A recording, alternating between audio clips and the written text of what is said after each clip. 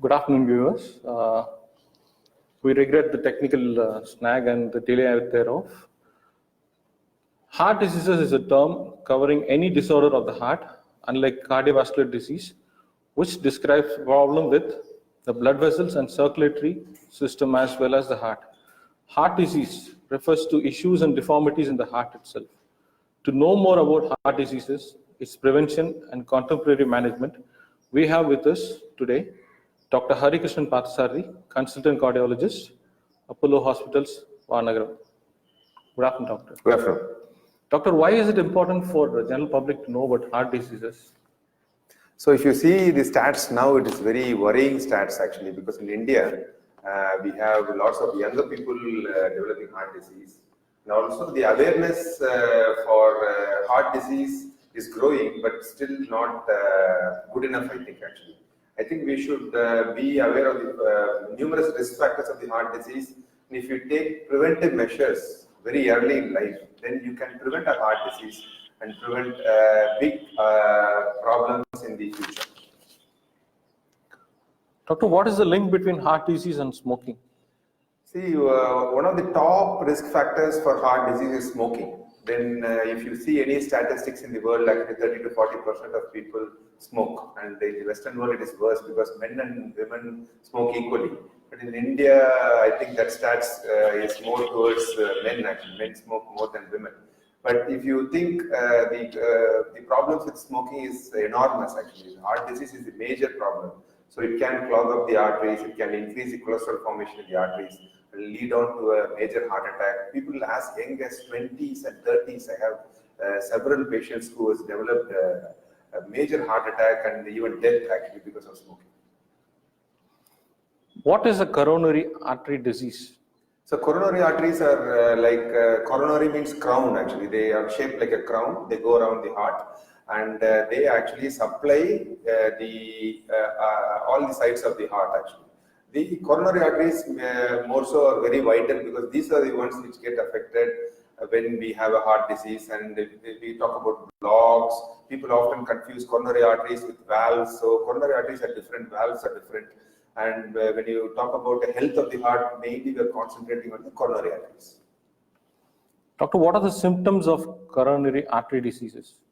So coronary artery disease usually cause what we call angina. Angina is a pain, chest pain, or pain in the jaw, anywhere from the jaw until the umbilicus. People can have pain in the left, right, or the back. And people usually have them on exertion and get relief on rest actually. But it's worrying fact is like about more than 50% of heart problems don't really show any symptoms these days. They are all silent problems. So better to get it checked earlier. People can also get breathless. People can have breathlessness while doing things. After a heavy meal, they start walking, they get breathless. And also people can have palpitations, dizziness. All these things are common symptoms. So what, Doctor, what could be the risk factors of a coronary artery disease and of heart attack?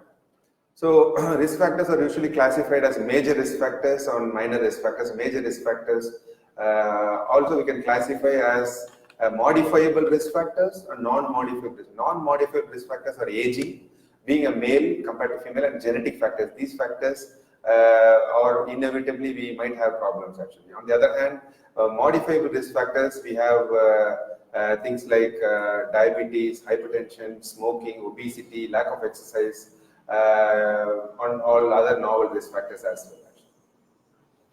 How dangerous a blood clot in the heart can be? So blood clot in the heart usually can produce what we call a major heart attack or full attack or ST elevation MI, and it can 50% of these patients may not even survive on the day. That's sort of a major problem. It actually usually forms on top of an existing what we call a plaque or a cholesterol in the coronary arteries. And sometimes it can present as a minor heart attack, also what we call a non-ST elevation MI. It can partially occlude the blood supply and can lead on to a heart attack.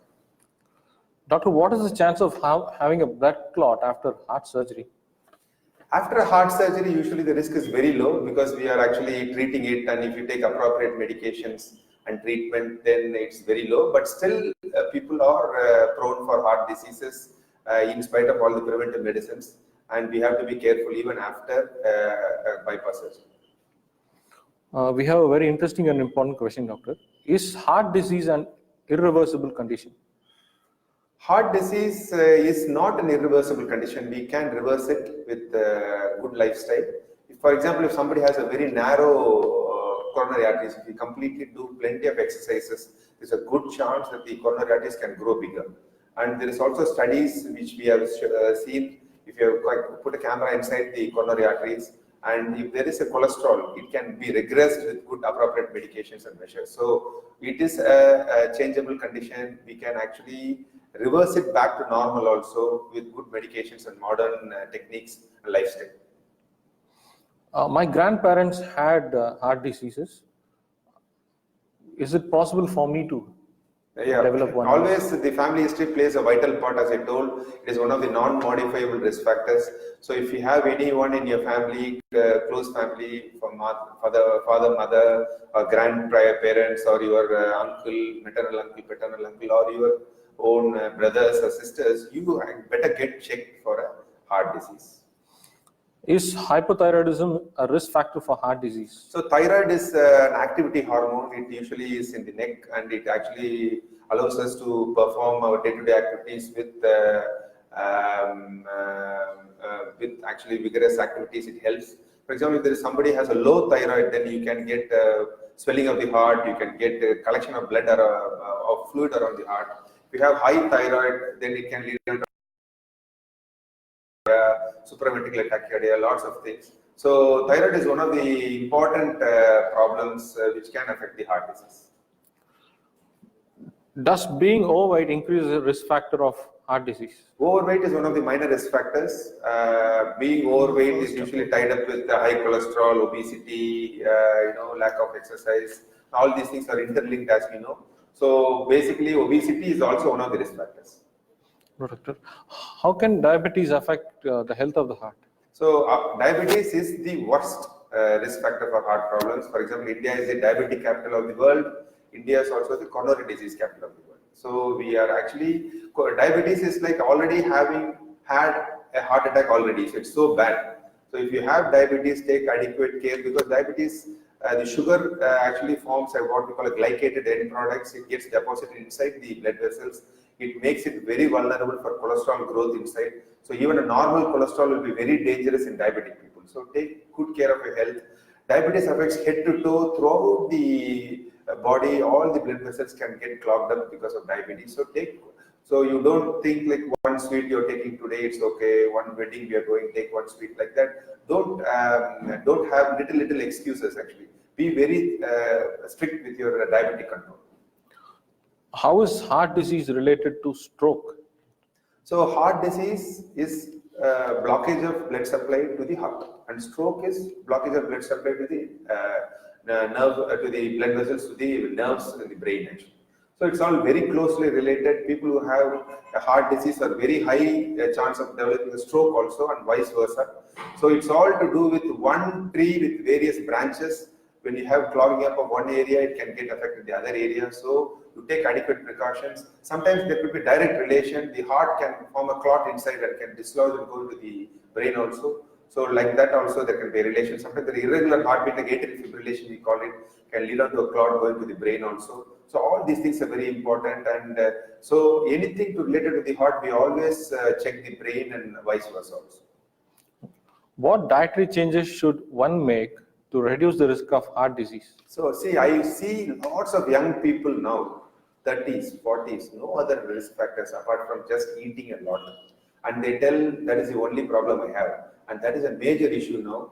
So diet has to be drastically improved in an Indian setting. We have a tendency to eat a lot of carbohydrates. Carbohydrates get converted into fat and cholesterol. And that is a major problem. Rice, idli, dosa, chapati, everything is, you have to take it in moderation. So eat plenty of fruits and vegetables. Plenty means you have to eat plenty actually. So the portion of rice should be very small. Eat plenty of vegetables when you eat actually. And also you, oil-wise, you restrict the amount of oil you're taking, whatever oil you take. Try to avoid saturated fatty acids like ghee, butter, vanaspati, or palm oil, all these things you try to avoid. Don't eat lots of bakery items, snacks. So the major killer is actually eating fried items, deeply fried items. For example, saturated fat is present in mutton, lots of red meat. Those things you try to minimize or avoid. Speaking of risk factors, if I have the same risk factors for coronary artery disease, what would you suggest, doctor? What are the precautions I need to take? So as I told, it's the summary of whatever I told actually. So all of us, it's a simple tips only. Try to eat healthy. Try to do plenty of exercise. Try to keep an ideal body weight. Try to be stress-free in a modern life actually. Stress is a major risk factor. People are running like haywire, headless chicken and try to do their commitments and unnecessary worries. You have to say no when lots of responsibilities come your way. Try to say no, take enough rest, go for vacations, keep happy lifestyle, spend more time with your family. But at the same time, nobody is telling not to work hard actually. I think all of us should work very hard. But at the same time, balance your life out actually and try to eat healthy and work more. Doctor, what is a heart palpitation and should I be worried about it? So palpitation is like a symptom of heart going very fast. Some people feel it more than others. Palpitations might be worrisome, may not be anything to worry. Young people get a lot of palpitation, especially ladies. There is a relation between the heart's going fast and hormones in the body also. So when somebody has a palpitation, it could be a good nothing to worry, like what we call a sinus tachycardia or sinus, or you can have other things like ventricular tachycardia, atrial tachycardia, fibrillations. All these things, I think you have to be mindful about what type of palpitations you get and get it properly checked. What happens if heart disease is left untreated, doctor?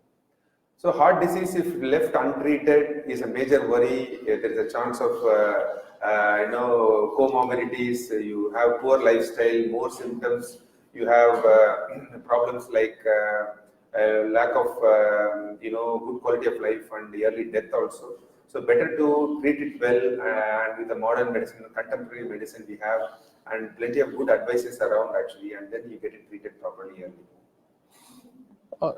Doctor, what lifestyle should one adapt to reduce the risk of heart diseases? Lifestyle wise, keep it simple, do more work and eat less. So few minutes in the lips, lifetime in the hips. So like this, you have to imagine one gulab jamun or samosas, 200 to 300 calories. So for that, you have to work for about 45 minutes on a treadmill to burn it out. So before you put it in the mouth, you think, is it really needed for me now? Is that going to be digested properly now? Today, most of the time, the answer is no. If you eat a late lunch, late dinner, then that day, if you are not able to work harder, that's going to go in the hips also. And you're going to have major problems. So try to lead a very healthy lifestyle, plenty of exercise, and eat less also. Doctor, will taking an aspirin in a day reduce the risk of heart disease? Aspirin is blood thinner, as you know. It actually, it's what we call, it inhibits the platelet activity. Aspirin is not for everybody. People who are having a high risk benefit from aspirin. People who are men benefit more than ladies when taking aspirin. So we have to tailor it according to the needs. So if you are thinking about taking one, you go seek your help of your physician or a cardiologist and decide accordingly. How should one avoid heart disease? Avoidance is, as we all know, prevention is better than cure. So you do from a young age. Don't think we are young, we are only 30, 40, we can eat whatever you want. From a young age, encourage plenty of good exercise. But lots of novel risk factors also, for example, pollution, dust, eating lots of chemical things, eating lots of processed food, junk food, all these things you have to be mindful when you're actually trying to prevent a heart disease. Exercise plays a major risk factor. Whatever the age you are, blood supply will grow if you exercise more. And if there is a big blood supply, then it can, the chance of clogging up is also less. Then take a very, attitude-wise, take a relaxed attitude in life. We are all running a marathon in life, I always feel. Take your time, slow down, take your breath and do your activities. People will always ask you to say this, that, do this, time up. All these things, time pressure plays a major part actually. Responsibilities, you don't take unnecessary responsibilities in your life. Do what is needed, take good care of your health. Little bit selfishness is not bad for us. You look after your body, look after your family, and then lead a healthy life. Money is not everything. Don't go behind money every time. Just earn enough, but spend your time in a judicious manner. Doctor, what kind of physical exercise should one do to avoid heart problems? So physical exercise, what we call a dynamic exercise, or you do plenty of what we call cycling, jogging, swimming. People can do plenty of yoga, breathing control exercises, yoga. People can train their mind to stay still and calm, meditation, and stress relief exercises play a major part. I think we have to combine everything. Little bit of weight training is also good. Don't take too much strain, but little bit of weight training also not bad for health. So tone up your muscles, do plenty of flexibility exercises, do plenty of exercises to increase your heart rate. For example, if your age, say 40, then you can actually increase your heart rate up to, say, example 160. Then it doesn't hurt you in a regular manner. Then if you train your heart well, then in times of stress, you don't get that uneasy feeling in the chest actually. So you train your heart from a young age, do plenty of exercises. Regularity is very important. I often find people telling, sir, today I can't do this, today I am busy, I am actually stuck, I am unwell. So excuses, no, not allowed to lead a very happy and healthy lifestyle. Take a detached attitude in life. That's actually emotionally you have to be strong also. Doctor, is surgery the only option to treat heart disease? And if not, what are the other treatments available for us? So apart from surgery, medications, obviously, we know plenty of statins, aspirins, medications to strengthen the heart in weak hearts. But diuretics, people who have weak heart will collect water in the heart, then diuretics are helpful. But alternative medicines, for example, good healthy lifestyle and eating plenty of green vegetables, fruits, also good medicines also. As an adjunct, you have plenty of Ayurveda type of stuff also, but don't leave your allopathic stuff. And on top of this, lead a very healthy and happy lifestyle. So medications have to be taken properly. They are the basic, and surgery is the next only actually. So take the medications regularly. Doctor, can fluid retention cause heart palpitation? Fluid retention can cause palpitations because it increases the volume that heart has to work harder and to pump it out. So fluid retention can cause palpitations, and that's especially if people who have a weak heart. People have, and if you drinking plenty of water, unless you have any heart problem, is not a bad idea. But once you have a heart problem and a weak heart, then try to avoid limit the amount of fluid, because heart will get really expanded with lots of fluid in a weak heart, and that is going to be a problem because you'll get breathlessness. What happens if the blood flow in an artery is blocked or greatly restricted?